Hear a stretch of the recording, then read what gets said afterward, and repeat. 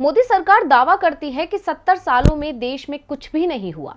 जो विकास के काम हुए हैं वो पिछले 8 सालों में हुए हैं, यानी जब से केंद्र में नरेंद्र मोदी पीएम बने हैं। लेकिन देश की विकास दर कुछ और ही कहानी कहती है। जब से केंद्र में मोदी सरकार बनी है तब से देश में विकास दर धीमी पड़ गई है। अब इसके और अधिक धीमे पड़ने के संकेत मिल रहे हैं।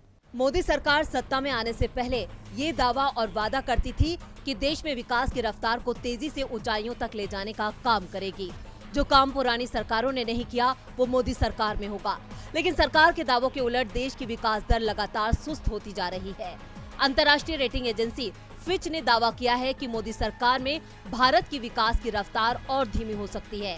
फिच ने देश में बढ़ती महंगाई के कारण अगले वित्त वर्ष के लिए भारत के विकास के अनुमान को 10.3% से घटाकर 8.5% कर दिया है। यानी एक झटके में फिच ने अपना अनुमान 2% कम कर दिया है। फिच ने कहा, हमने भारत के लिए वित्त वर्ष 2022-23 में अपने विकास पूर्व अनुमान को तेजी से बढ़ती ऊर्जा कीमतों के कारण घटाकर 8.5% किया है। इतना ही नहीं, तेल और गैस की कीमतों में उछाल से उद्योग की लागत बढ़ेगी और उपभोक्ताओं की वास्तविक आय में कमी आएगी। फिच ने विश्व सकल घरेलू उत्पाद यानी वर्ल्ड जीडीपी ग्रोथ की वृद्धि के अनुमान को 0.7% से घटाकर 3.5% कर दिया है। फिच ने देश की विकास दर का ही अनुमान नहीं घटाया, बल्कि ये भी संकेत दिए हैं कि मोदी सरकार महंगाई को नियंत्रित नहीं कर पा रही है, जिसका असर विकास दर पर पड़ रहा है। महंगाई का सबसे ज्यादा असर गरीब और मध्यम वर्ग पर दिखाई दे रहा है।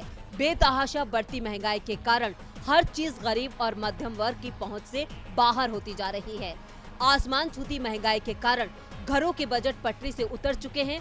बाजार में दाल, सब्जियों, सरसों तेल, दूध, कपड़ा, रसोई गैस के लगातार बढ़ रहे दाम ने आम जन की कमर तोड़ दी है। होली के बाद पेट्रोल डीजल के दामों में भी इजाफा देखने को मिला है। जाहिर सी बात है कि जब देश में इतनी महंगाई होगी तो देश की अर्थव्यवस्था का क्या हाल होगा।